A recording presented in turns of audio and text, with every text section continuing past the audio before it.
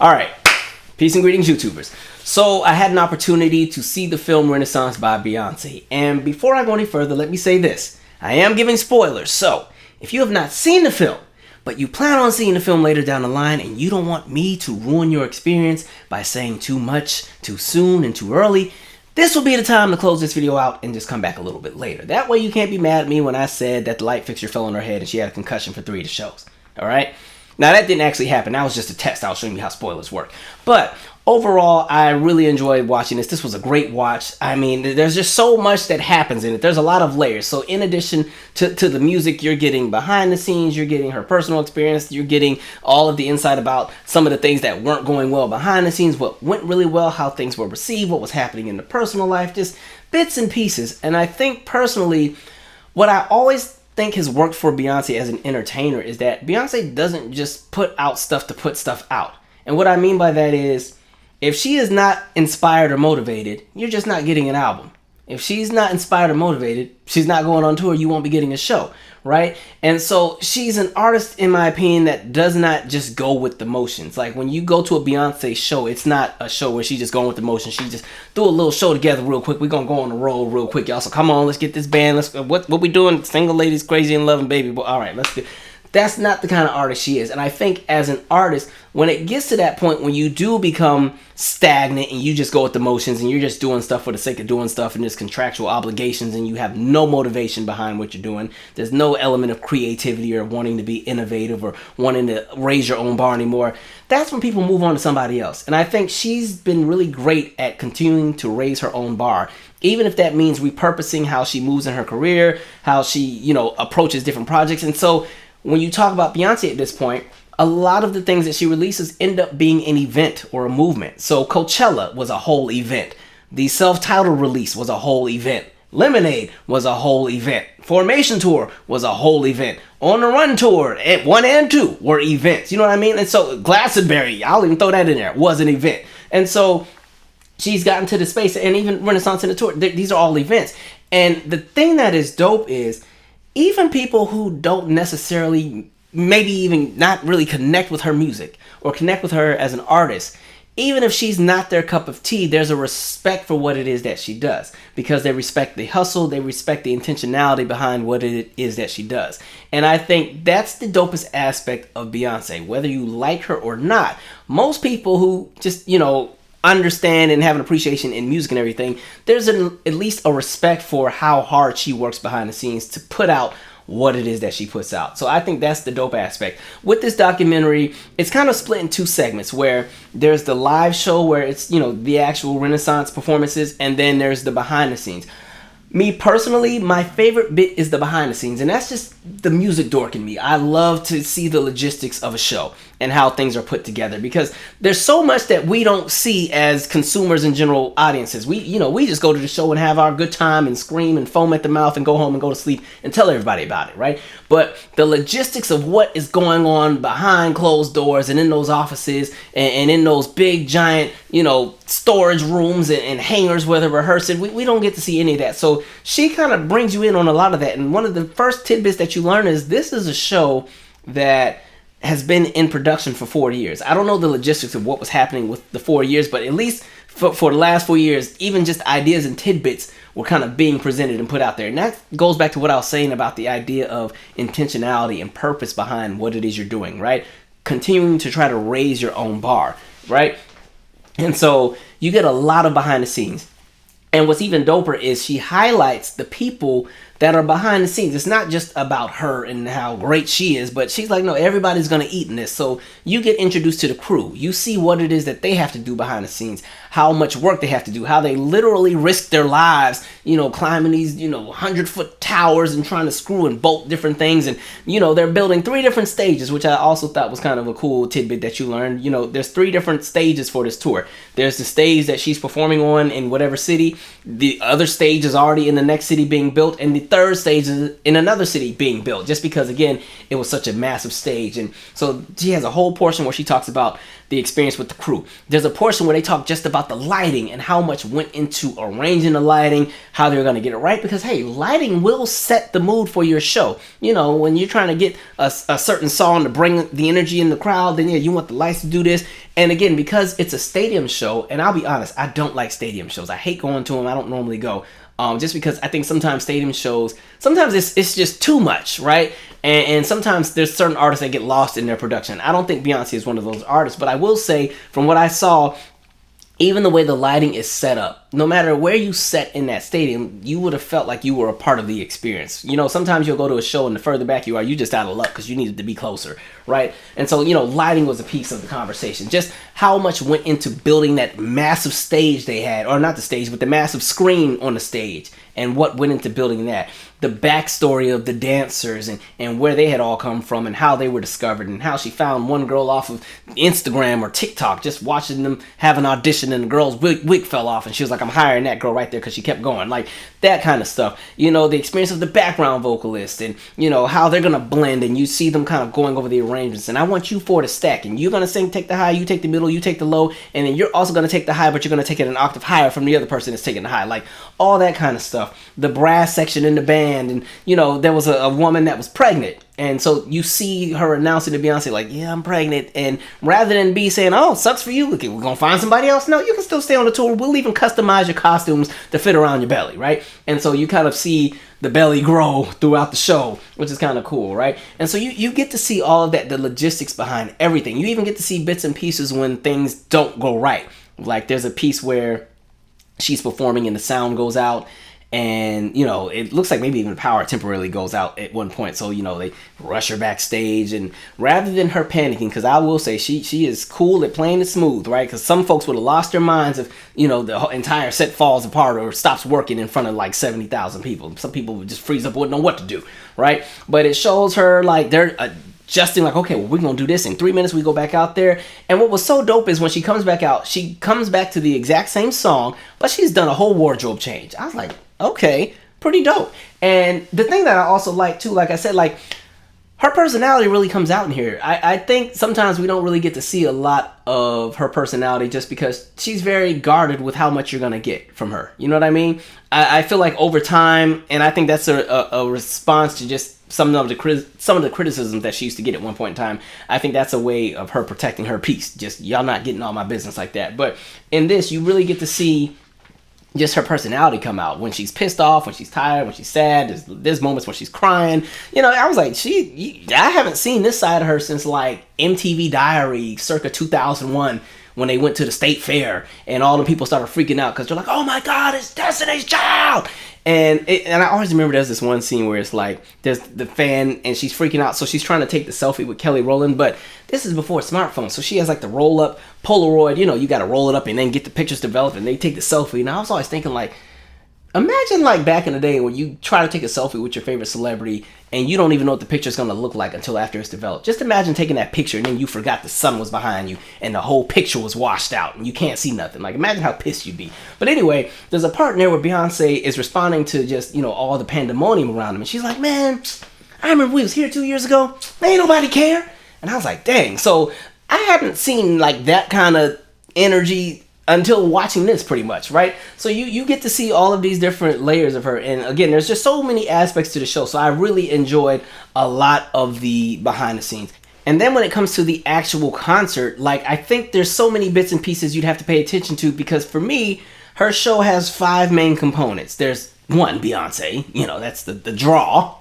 And then there's the combination of the lights, visuals, and the staging, right? That's 2. There's the dancers and the choreography and kind of how the story is going to be told visually with the people on the stage. That's 3. Then there's the musicality of the show and in regard to what the background singers are going to do, what the singing is going to be like, what the band is going to be doing, and how the set list is going to be arranged. That's 4. And for me, the 5th part is the crowd and just how interactive the show is. Everything from them, you know, dressing up and wearing the metallic and the silver outfits and everything like that, and you put those 5 together and you end up with this dynamic show.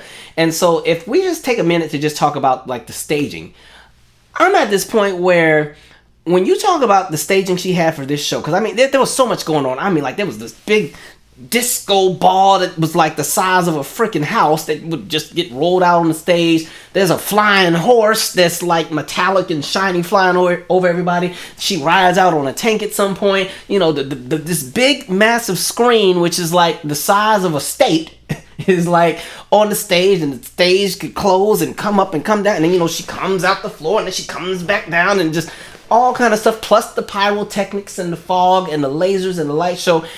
She probably could have just let all that play, and she could have never came on the stage. The band could have stayed home. The dancers could have stayed home. And I think people would have been entertained just from what was happening with just the staging. That piece alone was the thing. Now, I think the staging really helps to complement the set list, because I'm not going to lie. When I was reading the set list for the show, when the tour was first announced, I was like, ooh, okay, she's doing like pretty much all the Renaissance songs. And okay, this is interesting, because I was like, I wonder how this is going to work, because, you know, I think one of the challenges somebody like a Beyonce runs into is that, because, and it's not just her, there's a lot of other entertainers that fall in the same boat, but entertainers that have this long plethora and catalog of just hit after hit after hit after hit, a lot of times when they go on tour, people that may not necessarily be the diehard fans, but are more so just like general audience, general consumers, casual listeners, they want to hear the big hits that they recognize. And I'm like, man, this has a lot of, like, I think she literally performs the entire Renaissance album.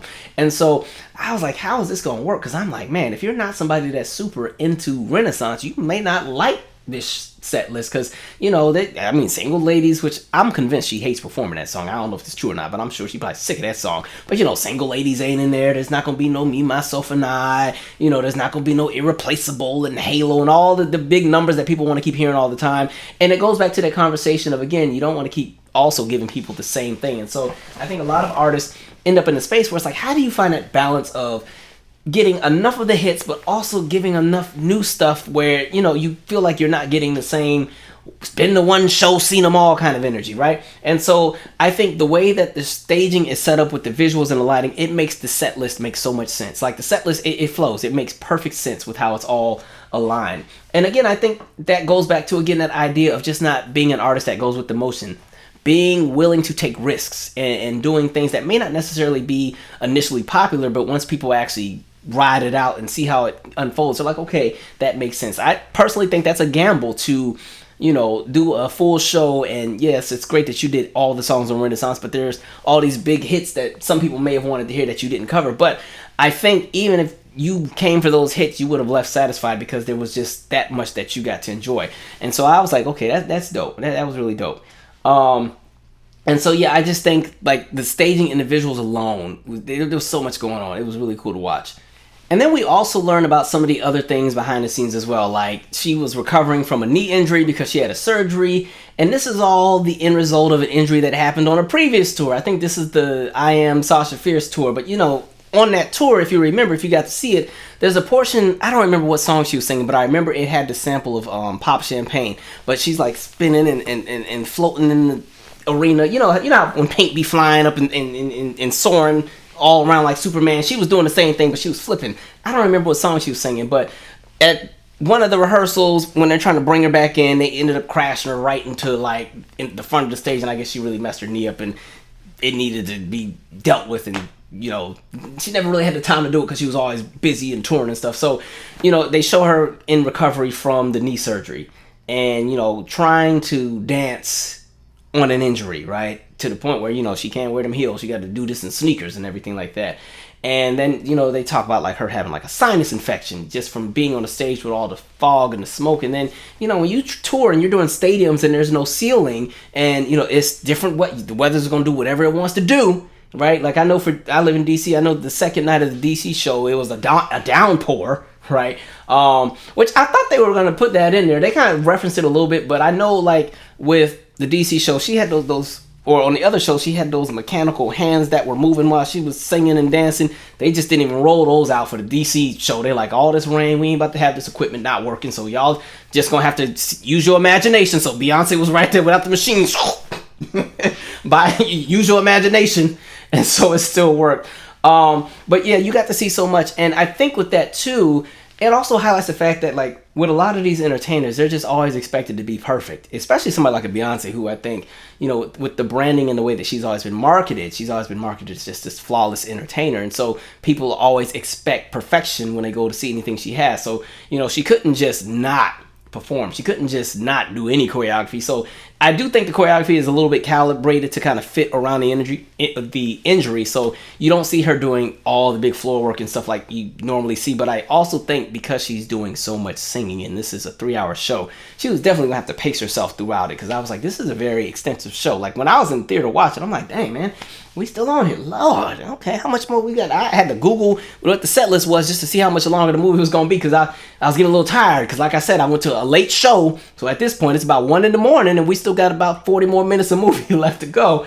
And so yeah, I just feel like you know, there's that element and that bit that entertainers have to deal with where people just have these super high expectations, and I think it perfectly segued into the segment with Blue, where you know, Blue has been following her mom on these shows and getting to see everything and sit at the rehearsals, and she wanted to go on the stage. And Beyonce says, like, I was like, no, I don't want her going on that. Like, no, too young, you're 11, this is a vicious world. And I think, because again, Beyonce would understand that, especially if we're talking about, you know, the fall of 1999 to about 2002, going into 2003, when it was like the everybody hates Beyonce era, because everybody was pissed about what happened with Destiny's Child and the lineup changes, and so many people had painted her to be public enemy #1, and she was the devil, and a lot of people don't remember that, and people like to have like a revisionist history and pretend that for as long as Beyonce was out, everybody was bowing at her feet. And I'm like, I don't know, remember what eras y'all remember, but I remember the jokes and the commentary, and I mean, and that was just 99 to 2002. Then from like 2002 till about 2010, anytime something went wrong, everybody harped on it. So like when she fell on the stage doing Rain the Alarm and slid down them stairs, people couldn't get enough of it, right? So it's kind of like Beyonce knew what that's like to be on the receiving end of negative attention, and people who want to see your demise, or people who don't like you, or people who, you know, they thrive off negativity, and it's like fertilizer, right? And so it was kind of sad, because then you highlight, like, yeah, so she ends up letting Blue do the show. And, you know, Blue, to be fair, she's 11. You drop her in front of 60,000 people, she's going to be a little nervous. Like, she still had did the dance and everything, but social media was not very kind, right? You had prominent bloggers and people with massive platforms chewing a little girl out. Folks on Twitter are saying what they're saying, Instagram. And then you got messy platforms like the Shade Room and stuff that purposely put that stuff out there and then be like, thoughts? Like, y'all know what y'all are doing. So, yeah. Blue unfortunately saw all the commentary, right? And so the cool part is Blue was like, it just inspired me to work harder. And so you end up seeing her get better and better and better by the time the tour ends. Now, I do want to say this, because I saw some folks saying some commentary like, well, yeah, that's how it's supposed to work. You only get better. You don't let the haters stop you. So why are you guys making a big deal about it? That's a fair argument. But when you're talking about an 11-year-old being put on a stage in front of 60, 70, 80,000 people, that's not the same equivalency. If you want to make that argument, that's the argument about the elementary talent show. You know, if Blue had 2 friends and they decided they was gonna sing some song in the school gymnasium, yes, then you can say, okay, the criticism came and taught them to be better. But to have grown adults wailing on a child, and, you know, people aren't built for that, especially at 11. You haven't even lived yet. You know, I always tell even people who want to come into YouTube, I'm like, hey, just understand, there's going to be people that love you, and there's going to be some folks that hate your freaking guts, and they're going to let you know how they feel, and they're going to have all kind of comments, so you got to be able to be ready for that, because if you take it all to heart and think you're going to argue with each person in the comment section, you're going to end up driving yourself crazy. So, you know, there's layers to that. But I will say my favorite bit with Blue is, there's a piece where they're talking about like, oh, well, we got to cut some songs. Like, you know, the stuff is getting too long. And Beyonce's like, I wish Diva was a little bit shorter. And so they're trying to figure out what should they cut. Like, should they cut, you know, what's the song? Girls Run the World or Diva. And Blue's like, no, Mom, no, you can't cut Diva, please. Ah. Like, and it's so funny because you see Beyonce have to turn into mom mode. And she's like, all right, like, Blue, listen. I hear you and I appreciate your input, but I need you to calm down. Now, some folks were trying to get all deep on social media, like, yeah, that's not how you supposed to do it. I was like, okay, as somebody who's worked in youth development and ran a community center for a decade and some change, she did that exactly right. I'm not trying to tell y'all how to parent, but in those moments, one, she acknowledged that she heard the child. Blue, I hear you. She acknowledged that she heard the child. 2, she said she appreciated the girl's insight, meaning, okay, I'm giving value to what it is that you said. I've heard you and I'm giving value, but at this moment, I need you to bring it on down. So the child has been acknowledged, the child has been affirmed and valued, and now this is the request I have for you, because in the same way that you're passionate about wanting to keep Diva in the set list, I have to make sure that everything comes together. But the funniest bit is while they're having this conversation, the camera is panning straight to Diva in the show. So Blue won that argument. I thought that was so funny. That was good. But again, and then, you know, the musicality of the show is amazing. Like, Beyonce already sings down anyway, right? So the singing is great. She sounds amazing in all of it. I thought it was a very bold approach to open the show with all the ballads. And mind you, some of the ballads weren't featured in the movie, because I know for the show, like I Care was in there, but it wasn't on this. 1+1 I think was in there, but it wasn't on this. She did, well, they highlight a piece of it, but she did tribute Tina Turner after Tina had passed, and so River Deep Mountain High was in some of the shows. They show her rehearsing it, but they don't show it during the actual show. But yeah, there was a few slower songs that were in the beginning. I was like, oh, she's bold with this, because, you know, normally when you think of Beyonce, you ready for the pyrotechnics, and she fly out of the floor, and, you know, they come out just busting and thrusting right away. But, you know, you didn't get that, so I was like, okay, that was dope. But like, the emphasis on the musicality and the singing and the vocals was just, it was amazing. Like, the background singer sounded so good. And when you bring in the band, because I always appreciate that she has a great band. And I love that she always has a brass section. I love that, right? Not everybody really tours with brass sections like that. And so hearing all of it just come together, just, it sounds good. And then when you add in the lighting and the visual, I'm like, man, super, super dope. So I loved all of that. But, you know, one of my favorite bits that I liked out of all of it is just the panning to the crowd. Some people thought it was annoying, but I liked it. And I'll tell you why. Like, one, I like the camera pans because me as a person, I always enjoy seeing people enjoy themselves, right? And I think with everything happening in the world and in life, and times are not always good for everybody, people sometimes just need that moment to escape. You know what I mean? People just need that moment to just take their mind off whatever's happening at work or with the family or in the world or in life. And for that hour or 2 or 3, just feel free. And so the combination of seeing all the people enjoy themselves and the combination of everybody like dressing up and having fun, and every time it panned, you just saw how confident every single person in the audience was. It felt like for that night, for whoever went to these shows, every person felt like they were somebody. They felt like they were a part of the experience, because I think the way that the show was marketed and how it's very interactive, everybody felt that they were a part of the show. Everything from like the mute challenge on energy to, you know, just the, it's not shown in the movie, but like even when she does Love on Top, they took that out the movie, but there's a portion where she just has the crowd, you know, sing it and everything like that. But as you see the people, like everybody just looks so free and happy, right? And I mean, this is a combination of just all kinds of people from various backgrounds, experiences, and there's just this element of camaraderie throughout all of these different stadiums that you keep seeing, where people just feel like for this 5 minutes, for this however long the show is, everybody just feels free, right? And I always enjoy watching people enjoy themselves at concerts. I like watching people that can't dance in the crowd and just have their moment. I'm like, that's right. You should be able to step outside of yourself and what your title is at work and just live in this moment that gives you euphoria. So I enjoyed all of that. And I thought it was really dope that she also highlights the experiences of so many people who sometimes their voices are not always heard by the masses. The people who sometimes may feel that, you know, society pushes them to the side, or society doesn't value them, or society places them in a space where people try to portray and think that something is wrong with them.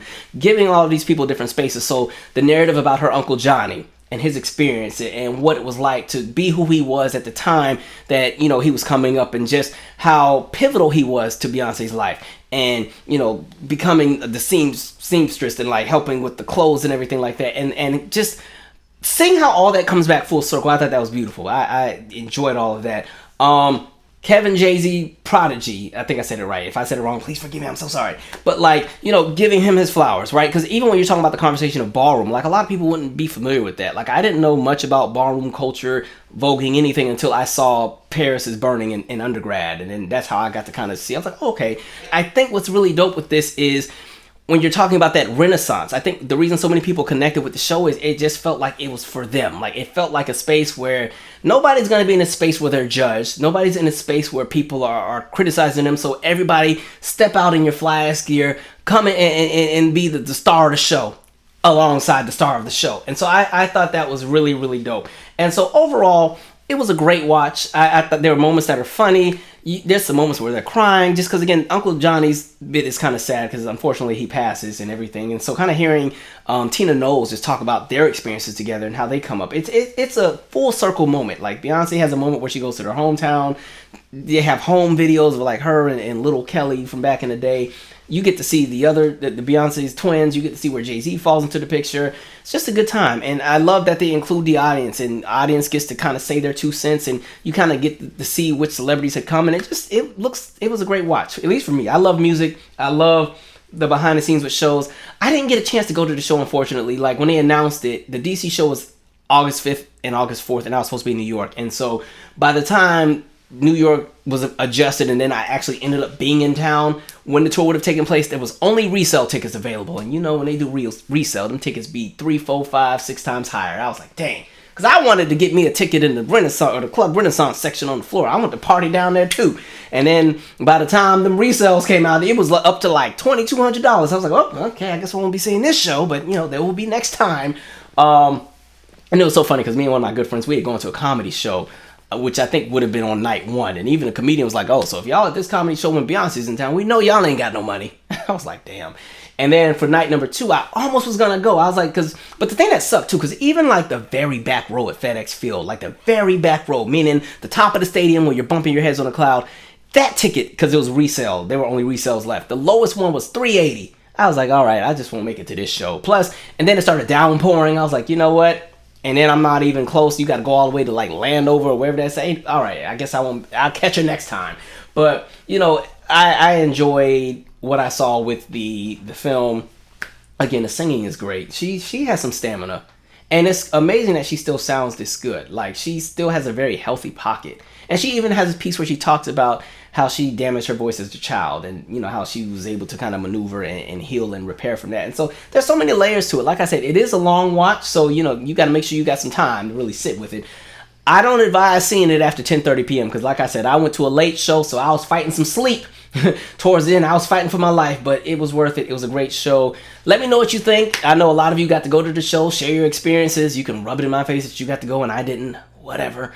But yeah, great show. I am looking forward to what else she has down the pipeline later on. Anyway, I'm out. Share your 2 cents. Subscribe.